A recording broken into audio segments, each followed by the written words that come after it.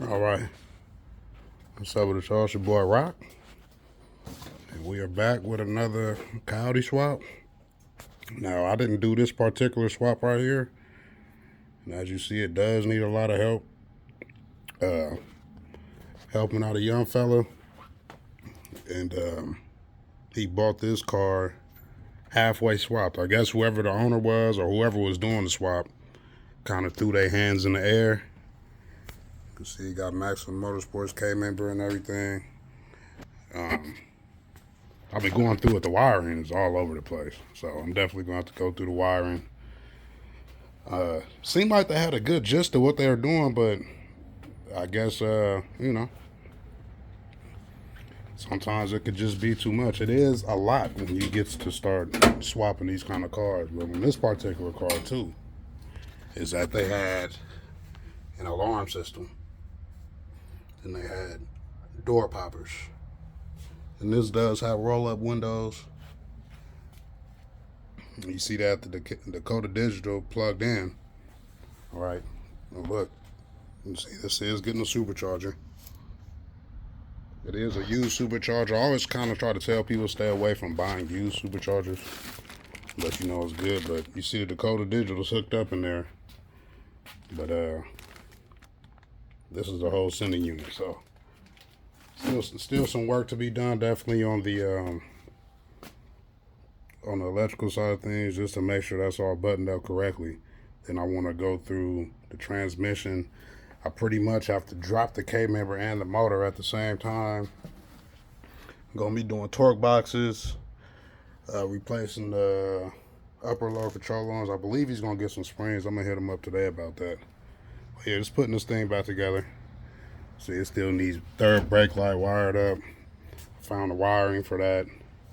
Hook up obviously the black backlight. So basically just get it a running car. I'm honestly not the type to do like full interior, like see how it needs the panels and all that. Like I can do it, but just the way I guess quote unquote run things, as far as the way I do it, I mostly kind of stick to the swap. I will help out though, don't get me wrong. If there's some stuff you think that you got and you think I could do, I'll definitely try to help out if I can. But yeah, a lot of wiring. This wire needs to get tucked. Obviously, y'all saw the supercharger over there. Recently just took off the intake. I figured I'd just kind of do a quick video. And this probably be the first video I ask this. If you made it this far in the video, please comment.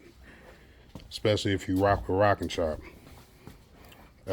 What kind of videos would y'all like to see? I mean, honestly, I'll be honest with you. I know y'all see me work on these fast cars. I don't drive much. So there probably won't be a whole bunch of burning rubber videos and all that. I do plan on starting to do that more probably when I start driving my own cars. But I'm gonna kind of try to wait till I get my old school. I do plan on getting the old school eventually. But yeah, you see it's still a lot of work. I got all the parts laid out. It's just parts all over the place. So I have to see, it's still boxes I gotta go through. A lot of parts all over the place. You see we got fuel pumps, injectors. Where the ID 1050Xs. I think we may have to send those ones back.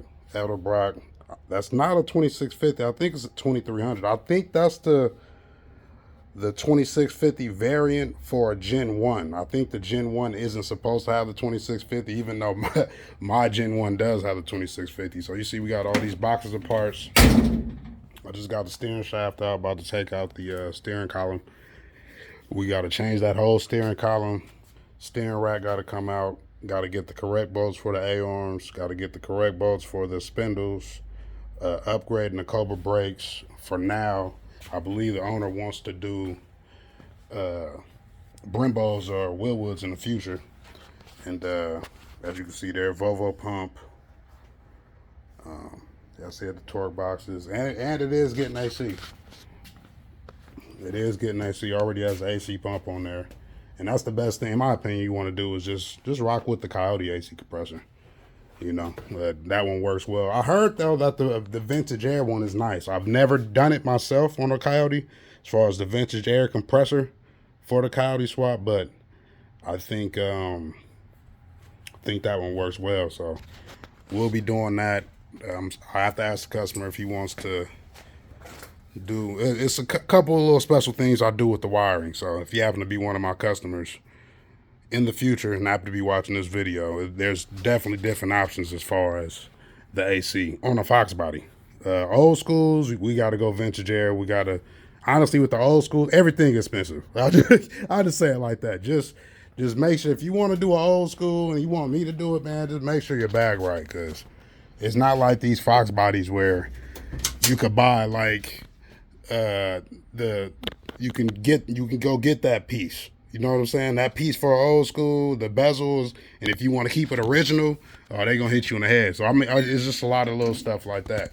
Like the AC handles, like all of that. For old schools, man, that shit start costing. So old schools are different. That's why I tell people, with the old schools, have your bag right. And I charge a little extra because it take a little extra work on the old schools. But it takes some work on these too. Don't get it twisted. Doing coyote swaps on these ain't cheap either. For real. But yeah, you see, it's a little bit of work, or a little or a lot. So it might be a lot to some people. Got to put the battery in the trunk, still got to drop the fuel tank. So there's still a lot of things to do. I mean, it seemed like it's going to be a quick job because the motor's already in, but I'll be honest with you guys. Just putting the Coyote motor in the Foxbody, that's maybe not even a third of the battle, you know. And you can see here, like whoever was doing this, they put Teflon tape on AN fittings. Like, you don't need to do that on AN fittings. So it was a lot that was done incorrectly as far as the way this was put together. So I might have to put my touch on it. But yeah, let me know what y'all want to see in the future. Definitely be more videos like this. I got an idea of some videos I want to do in the future as far as doing these coyote swaps, because that's what I do a lot of. And yeah, see y'all on the next one. Hold on, I'll let y'all peep out the little close-up of the supercharger. It's a nice piece. Same one I got on my coupe. Except I think this is a 2300. All right, catch y'all on the next one.